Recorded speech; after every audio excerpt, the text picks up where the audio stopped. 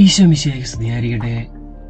ഈ ദിവസങ്ങളിൽ എൻ്റെ ആത്മീയ ജീവിതത്തിൽ ഞാൻ താഴോട്ട് പോകാൻ ഇടയായതിനെ കുറിച്ച് ഒരു വിചിന്തനം നടത്തിയപ്പോഴാണ് പുറപ്പാടിന്റെ പുസ്തകം 33-ാമത്തെ അധ്യായത്തിൽ പരിശുദ്ധാത്മാവ് എന്നെ എത്തിച്ചത്. അവിടെ നാം കാണുന്നുണ്ട്, സീനായി വിട്ട് കാനാൻ ദേശത്തോട്ട് ജനതയുമായി നീ പൊക്കോളാനും അതിനുവേണ്ടി നിങ്ങളെ സഹായിക്കാനും നിങ്ങൾക്ക് വേണ്ടി യുദ്ധം ചെയ്യാനും നിങ്ങൾക്ക് മുമ്പേ ഞാൻ ഒരു ദൂതനെ അയക്കുമെന്ന് ദൈവം മോശയോട് അവന്റെ കൂടാരത്തിൽ ഇറങ്ങി വന്ന് പറയുന്നത്. അത്യുന്നതനായ ദൈവം മോശയോട് നേരിട്ട് പറയുന്നതാണിത്. എന്നാൽ ഇതിന് മോശ പറയുന്ന ഒരു മറുപടിയുണ്ട്. അതാണ് എന്നെ ഏറെ ചിന്തിപ്പിച്ചത്. പുറപ്പാട് 33:15 മോശ പറഞ്ഞു, അങ്ങ് ഞങ്ങളുടെ കൂടെ വരികയില്ലെങ്കിൽ ഞങ്ങളെ ഇവിടെ നിന്ന് പറഞ്ഞയക്കരുത്. ഞാൻ ആലോചിച്ചു നോക്കി, മോശയോട് ഒരു സ്നേഹിതനോടെന്നതുപോലെ ദൈവം പ്രത്യക്ഷപ്പെട്ട് നീ ഈ ജനതയായി പൊക്കൂ, സഹായത്തിന് ഞാൻ ഒരു ദൂതനെ നിങ്ങൾക്ക് മുമ്പ് വിട്ടേക്കാം എന്ന് പറഞ്ഞത് എന്നോടായിരുന്നുവെങ്കിൽ ഞാൻ കേട്ട പാതി തുള്ളിച്ചാടി ആ വഴിക്ക് പോയാനെ. ഒരിക്കലും മോശ പറഞ്ഞതുപോലെ കർത്താവേ, അങ്ങ് എൻ്റെ കൂടെ വന്നില്ലേൽ എന്നെ പറഞ്ഞു വിടരുതേ എന്ന് ഒരിക്കലും ഞാൻ പറയില്ലായിരുന്നു. പ്രിയ ദൈവവേദലേ, പലപ്പോഴെങ്കിലും നമ്മുടെ ആത്മീയ ജീവിതത്തിൽ നമ്മെ തളർത്തിക്കളഞ്ഞതും പിന്നോട്ട് പോകാൻ ഇടയാക്കിയതിനും ഒരു കാരണം മോശയുടെ ഈ മനോഭാവം നമുക്കില്ലാത്തത് കൊണ്ടായിരിക്കാം. നമ്മൾ പലപ്പോഴും പല ആത്മീയ കാര്യങ്ങളും ഭൗതിക കാര്യങ്ങളും ചെയ്യാറുണ്ട്. അത് പലപ്പോഴും ദൈവഹിതവുമായിരിക്കാം. എന്നാൽ നാം മോശയെ പോലെ ഈശോയെ, എന്നെ കൊണ്ട് നീ ചെയ്യിപ്പിക്കണേ, നീ എൻ്റെ കൂടെ ഉണ്ടായിരിക്കണേ, നീ ഇല്ലാതെ ഞാൻ ഒന്നും ചെയ്യില്ല എന്ന് പറഞ്ഞ് ഈശോയെ എപ്പോഴും കൂടെ കൊണ്ടു നടക്കാറുണ്ടോ? എപ്പോഴും കേട്ടിട്ടുള്ളൊരു കഥയുണ്ട്. ഒരിക്കലും ഒരു രാജാവ് തന്റെ കൊട്ടാരത്തിലെ ജോലിക്കാരോട് പറഞ്ഞു, ഇന്ന ദിവസം നിങ്ങൾ എല്ലാവരും നിങ്ങളുടെ വീട്ടിൽ പോയി ആഘോഷിച്ചോ, അതിനായി നിങ്ങൾക്ക് ആവശ്യമുള്ളത് എന്തും നിങ്ങൾക്ക് തരുന്നതായിരിക്കും. അത് കേട്ട് ചിലർ പണം വാങ്ങി, ചിലർ പാത്രങ്ങൾ വാങ്ങി, ചിലർ വസ്ത്രങ്ങൾ വാങ്ങി, അങ്ങനെ പലതും കൊട്ടാരത്തിൽ നിന്ന് വാങ്ങി. രാജാവ് അവർ ചോദിച്ചത് എന്താണോ അതെല്ലാം കൊടുത്തു.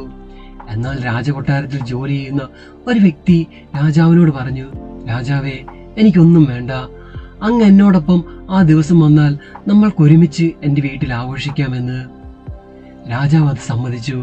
ബാക്കി എല്ലാവരിലും ചിലർ പണവും ചിലർ വസ്ത്രങ്ങളുമൊക്കെ മാത്രം വാങ്ങിപ്പോയപ്പോൾ ആ വ്യക്തിയുടെ വീട്ടിലേക്ക് രാജാവ് വരുന്നത് കൊണ്ട് അതിനുവേണ്ടി ചെറിയ നടപ്പാത മാത്രമായിരുന്ന ആ വ്യക്തിയുടെ വീട്ടിലേക്കുള്ള വഴി വലിയ വഴിയായി നിർമ്മിച്ചു. വീട് മനോഹരമാക്കി, വലിയ സദ്യ ഒരുക്കി, പുതിയ വിലപിടിപ്പുള്ള വസ്ത്രങ്ങൾ ആ വ്യക്തിയുടെ വീട്ടിലുള്ള എല്ലാവർക്കും വാങ്ങി. ഇതെല്ലാം ചെയ്തത് കൊട്ടാരത്തിൽ നിന്ന് രാജാവിന്റെ നേരിട്ടുള്ള മേൽനോട്ടത്തിൽ കൊട്ടാരത്തിന്റെ ചെലവിലായിരുന്നു.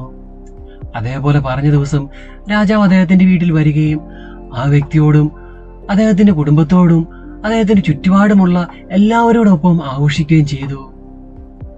രാജാവിനെ ആ വ്യക്തി വീട്ടിലേക്ക് ക്ഷണിച്ചത് വഴി ആ വ്യക്തി മാത്രമല്ല, അദ്ദേഹത്തിന്റെ ചുറ്റുപാടുമുള്ളവർക്ക് പോലും വലിയ സന്തോഷവും അനുഗ്രഹവും ഉണ്ടായി.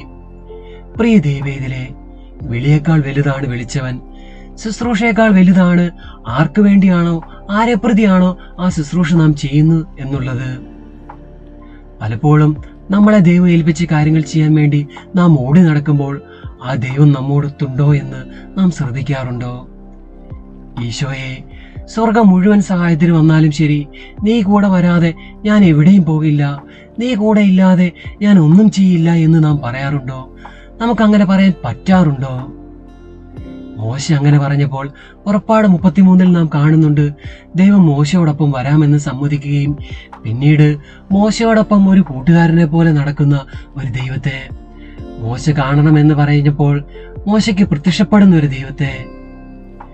ദൈവം നമ്മെ ഏൽപ്പിച്ച കാര്യം എന്തുമാവട്ടെ, ആത്മീയ മേഖലയിലെ കാര്യങ്ങളാവട്ടെ ഭൗതിക മേഖലയിലെ കാര്യങ്ങളാവട്ടെ, ഈശോയോടൊപ്പം ചേർന്ന് വേണം നാം ചെയ്യാൻ. ഈശോയെ കൂടെ ചേർത്ത് പിടിച്ചു വേണം നാം ചെയ്യാൻ. പലപ്പോഴും എക്സാമിനും ഇന്റർവ്യൂസിനും പല ശുശ്രൂഷകളും ഒക്കെ ചെയ്യാൻ പോകുമ്പോൾ ഈശോയെ നന്നായി ചെയ്യാൻ എന്നെ അനുഗ്രഹിക്കണേ എന്ന് നമ്മിൽ പലരും പ്രാർത്ഥിക്കാറുണ്ട്. എന്നാൽ ഇപ്പോൾ ഒരു ഉദാഹരണത്തിന് എക്സാമിന് പോവുകയാണെങ്കിൽ, ഈശോയെ നീ എൻ്റെ കൂടെ വന്ന് നീ എൻ്റെ കൈക്ക് പിടിച്ചുകൊണ്ട് എന്നെ എക്സാം എഴുതിപ്പിക്കണേ എന്ന് നാം പ്രാർത്ഥിക്കാറുണ്ടോ? ഈശോയെ പ്രതി ഒരു കാര്യം ചെയ്യാൻ പോകുമ്പോൾ, ഈശോയെ നീ കൂടെ വന്ന് എന്നെ കൊണ്ട് ചെയ്യിപ്പിക്കണേ എന്ന് നാം പ്രാർത്ഥിക്കാറുണ്ടോ? നമ്മുടെ ജീവിതത്തിൽ പല നല്ല കാര്യങ്ങൾ ചെയ്യാനും പുതിയ തീരുമാനമെടുക്കുവാനും പ്രാർത്ഥിക്കാറുള്ള നാം എപ്പോഴെങ്കിലും ഈശോയെ ആ കാര്യം ചെയ്യാൻ നീ എൻ്റെ കൂടെ ഉണ്ടാവണം, ഈശോയെ, ഞാനെടുത്ത ഈ തീരുമാനം നീ എന്നെ കൊണ്ട് പ്രാവർത്തികമാക്കിക്കണം എന്ന് നാം പ്രാർത്ഥിക്കാറുണ്ടോ, ആഗ്രഹിക്കാറുണ്ടോ? പ്രിയ ദൈവീതിലെ, നമ്മുടെ കാഴ്ചപ്പാടുകൾ മാറട്ടെ. എപ്പോഴും എന്ത് ചെയ്താലും മോശയെ പോലെ ഈശോയെ കൂട്ടുപിടിച്ചുകൊണ്ട് ചെയ്യാൻ നമുക്ക് പറ്റട്ടെ. ഈശോയെ, നീ ഇല്ലാതെ ഞാൻ എവിടെയും പോകില്ല. ഈശോയെ, നീ ഇല്ലാതെ ഞാൻ ഒന്നും ചെയ്യില്ല. ഈശോയെ, നീ ഇല്ലാതെ ഞാൻ ഒന്നും ചിന്തിക്കുക പോലുമില്ല എന്ന് ഹൃദയം കൊണ്ട് പറയാൻ നമുക്ക് പറ്റട്ടെ. മോശയോടൊപ്പം ദൈവം കൂടെ നടന്നതുപോലെ ഇനിയുള്ള നമ്മുടെ ജീവിതത്തിലെ ഓരോ സെക്കൻഡ്സും നമ്മോടൊപ്പവും ദൈവം നടക്കുവാൻ ഇടയാവട്ടെ. ആത്മീയ ജീവിതത്തിലെയും ഭൗതിക ജീവിതത്തിലെയും കൊച്ചു കൊച്ചു കാര്യങ്ങൾ പോലും ഈശോയെ ചേർത്ത് പിടിച്ചുകൊണ്ട് ചെയ്യുവാൻ നമുക്ക് സാധിക്കട്ടെ. ഏതോ വിശുദ്ധൻ പറഞ്ഞിട്ടുണ്ട്, ഞാൻ എൻ്റെ ഒരു കൈ കൊണ്ട് എല്ലാ കാര്യങ്ങൾ ചെയ്യുമ്പോഴും എൻ്റെ മറുകൈയിൽ എപ്പോഴും എൻ്റെ യേശു പിടിച്ചിട്ടുണ്ടെന്ന് ഞാൻ ഉറപ്പുവരുത്താറുണ്ട് എന്ന്. അതേപോലെ നമുക്ക് സാധിക്കട്ടെ. ഒരു കൈ കൊണ്ട് നാം എല്ലാ കാര്യങ്ങൾ ചെയ്യുമ്പോഴും നമ്മുടെ മറുകൈയിൽ എപ്പോഴും യേശു പിടിച്ചിട്ടുണ്ടെന്ന് ഉറപ്പുവരുത്താൻ നമുക്ക് സാധിക്കട്ടെ. മോശയെ പോലെ എപ്പോഴും ഈശോയെ, നീ എൻ്റെ കൂടെ വരണേ എന്ന് പ്രാർത്ഥിക്കാൻ നമുക്ക് കഴിയട്ടെ. അതിനായി സർവശക്തനായ ദൈവം നമ്മെ സമൃദ്ധമായി അനുഗ്രഹിക്കട്ടെ. ആമേൻ.